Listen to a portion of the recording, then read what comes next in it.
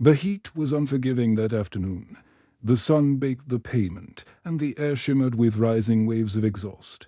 People rushed by in every direction, glued to their phones. Eyes glazed from routine. Nobody noticed the young woman weaving through the crowd until she stumbled. Her name was Eleanor, her hospital gown barely hidden under an old hoodie. Her sandals were mismatched. In her arms, a tiny newborn, swaddled in a thin receiving blanket, let out a soft, hungry cry. She had just been discharged that morning, no one to pick her up, no home to return to. Her boyfriend had disappeared the moment the pregnancy became real. Her family had cut ties.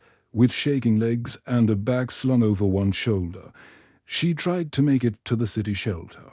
But her strength was gone. She hadn't eaten in over a day. Her stitches throbbed. The world round her tilted. Eleanor, stay awake. She whispered to herself, your baby needs you. She paused near a cracked bench. A mother with a latte looked at her, then quickly pulled her child away. To teenagers laughed and walked round her like she was trash. Even a police officer gave her a glance, then turned away. No one saw. The tears sliding silently down her cheeks. No one asked if she was okay. Suddenly, her knees buckled. She dropped to the ground, arms wrapping tightly around her newborn, protecting him as her body hit the pavement with a dull thud. Her forehead struck the sidewalk, scraping skin. Her vision blurred. Her breath came in gasps. Please, help. She rasped, my baby. The world around her kept moving.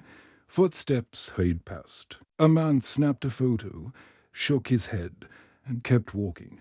As Eleanor lay there, trembling and bleeding. She began to believe what the world seemed to scream at her. You don't matter. No one is coming. But then, a sudden hush in the noise. The tap of expensive shoes. And a shadow that finally stopped beside her. The city buzz didn't stop. Cars honked. Sirens wailed faintly in the distance, and somewhere down the block, a street performer beat out a rhythm on overturned buckets. But amidst all that chaos, something shifted a stillness. The tap of shoes approached, slow but deliberate, polished brown leather, gleaming in the sunlight, paused beside Eleanor's body. And like the dozens of rushed steps that had skirted round her, these feet stopped. He crouched. The man was tall, sharply dressed, navy blue suit, crisp white shirt, a discreet silver tie-pin shaped like a lion's head. His face was partially hidden behind gold-framed sunglasses, but his jaw was tense, and there was a flicker of something recognition in his eyes. He knelt down slowly, ignoring the grimy pavement and gawking stares. She's unconscious. Someone murmured from the sidewalk, finally paying attention. The baby's still crying. Another whispered, starting to record with their phone. Still. No one moved. The man reached out gently. His voice was soft but firm. Miss, can you hear me? Eleanor didn't respond. Her head lolled slightly, a trickle of blood running down her temple. Her arms still held her baby tight. Even in her collapse, the infant whimpered, face flushed, mouth searching for a food. Without hesitation, the man carefully unwrapped one edge of the blanket, checking the baby's face and vitals with startling tenderness. His jaw clenched as he saw the child was overheated and likely dehydrated. He turned toward the street. Marcus. He barked.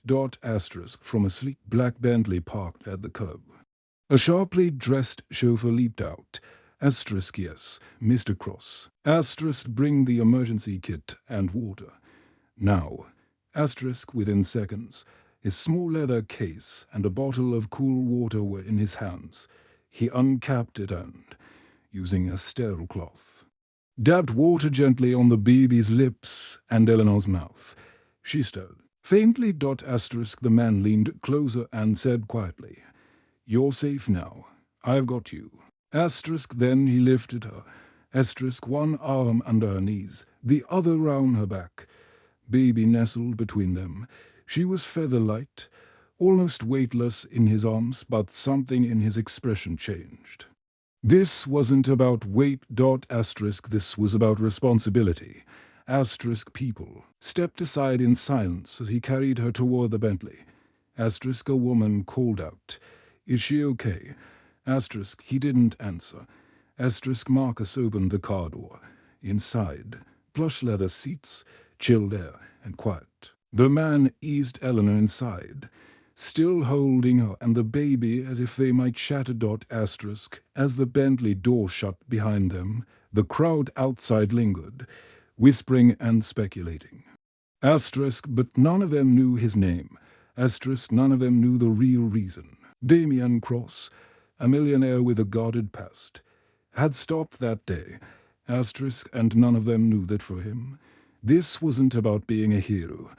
This was a promise, long overdue. When Eleanor opened her eyes, the first thing she saw wasn't fluorescent lights or peeling ceiling tiles. It was a chandelier. Crystal droplets shimmered above her, catching the morning sun like stars. The ceiling stretched high above her, ornate with hand-painted trim. Everything round her was soft warm. Cream-toned walls, velvet curtains, a faint scent of jasmine. In the air, she blinked, disoriented. A nurse in a pale blue uniform stepped into view, smiling gently. "You're safe, dear. You've been asleep almost a full day. The baby's fine. You're in a private residence, under full care." Eleanor struggled to sit up. "My baby." The nurse stepped aside. There he was, Hassan, lying peacefully in a cushioned bassinet. Beside the bed, dressed in fresh clothes, his tiny hands curled into fists. Relief surged through her like a wave, nearly choking her. Where am I?" she whispered. A second voice answered, quiet but clear. "My home." She turned. Damien Cross stood by the window, hands in his pockets, suit jacket gone, sleeves rolled back. He looked less like the man from the sidewalk and more like someone. Human, tired, kind. She stared at him. "Why would someone like you do this for someone like me?" He crossed the room, pulling up a chair. There was no arrogance in his face, just something haunted. Because, he said slowly, "I've seen this before. Years ago, I was a teenager.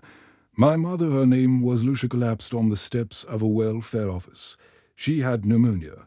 She was alone." He looked down. I begged strangers for help, but no one came. She died on that sidewalk. He paused. That moment broke me. I swore, if I ever had the power, I'd never let someone else's mother die in the street. Eleanor blinked through the tears in her eyes. No words came. He glanced toward the baby.